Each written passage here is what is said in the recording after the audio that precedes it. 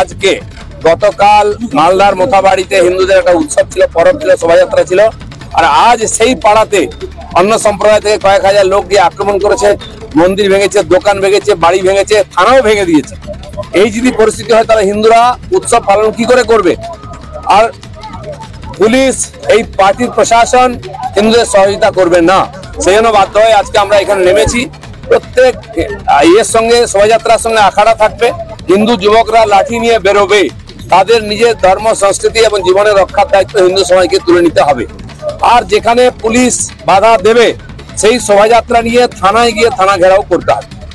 1 কোটির বেশি হিন্দু নামবে। যে পরিস্থিতি হচ্ছে, হিন্দুরা আজকে চাইছে রাস্তায় নেমে প্রতিবাদ করতে। রামনবমীর যে শোভাযাত্রা উৎসব, সেটা তাদের কাছে বড় সুযোগ। এখানকার লক্ষ লক্ষ কোটি কোটি হিন্দু আর পূর্ণ কুম্ভতে গেছেন, মহাকুম্ভতে স্নান করে এসেছেন তারা। আজ পশ্চিমবাংলায় হিন্দু বিপন্ন, বাংলাদেশের তো খারাপ অবস্থায় আছে। তাই রামনবমীকে তারা শক্তি প্রদর্শনের উৎসব হিসাবে দেখাবেন। পুলিশের সঙ্গে আমরা লড়বো, গুন্ডাদের সঙ্গে লড়বো। কারণ এখানকার পশ্চিমবাংলার এই যে সরকার চলছে কেবল গুন্ডা আর পুলিশের জোরে। সেজন্য এখানকার সমাজ নিজের ধর্ম রক্ষা করার জন্য তাকে লড়াই করতে হবে। সে যে সামনে আসবে তার সঙ্গে লড়তে আমরা রাজি। আজ নয়, অর্জুন সিংকে টার্গেট অনেকদিন করেছে, যেদিন থেকে বিজেপিতে এসছে। আর সেই জন্য তাকে যে কোনো ভাবে শেষ করার চক্রান্ত চলছে। এই রামনবমী পুতনাবাদ অথবা সূর্পনখার বধ, আপনাদের কোনো প্ল্যান আছে? কোনো প্ল্যান নেই। যে ধর্মের বিরুদ্ধে আসবে, হিন্দুর বিরুদ্ধে সব যাবে। এই রামনবমী যেটা বলছি, আপনি কোথায় থাকবেন এবং কি আপনার কর্মসূচি? আমি প্রত্যেক বছর খড়গপুরে থাকি। এখানে সন্ধ্যায় আখড়া বেরোবে। অলরেডি আখড়ার ওখানে গিয়ে অনেকে ধমকি দিচ্ছি যাতে না বেরোয়। আমরা বলে দিতে চাই যে এত বছর ধরে এখানকার পরম্পরা আছে খড়গপুরে। আর বিভিন্ন আখড়া তাদের শোভাযাত্রা করেন, দেবী দেবতার মূর্তি নিয়ে, ট্যাবলো নিয়ে, সাধারণ মানুষ নিয়ে এবং লাঠি খেলতে খেলতে আসেন। সেটা এবারেও হবে। সেটা আমরা পুরোপুরি আখড়াগুলোর সঙ্গে আছি। আজকে তার একটা এখানে প্র্যাকটিস রাখা হয়েছে।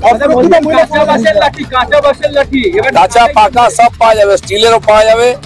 যা দরকার সব সৌর্য প্রদর্শনের জন্য আমরা নিয়ে আসবো।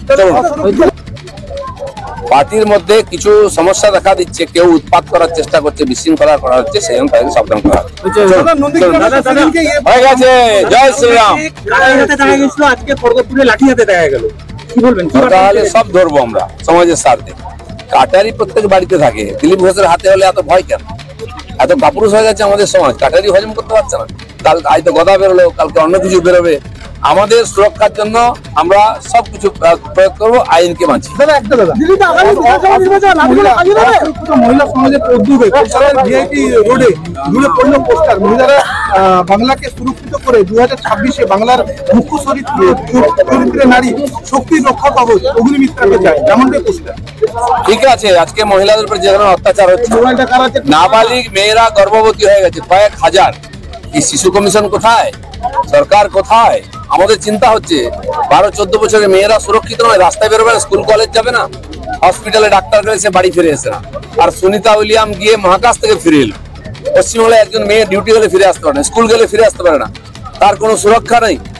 এই জন্য আজকে রাস্তায় হিন্দু সমাজকে নামতে হবে, মা মাটি এখানকার মূর্তি ধর্ম রক্ষার জন্য।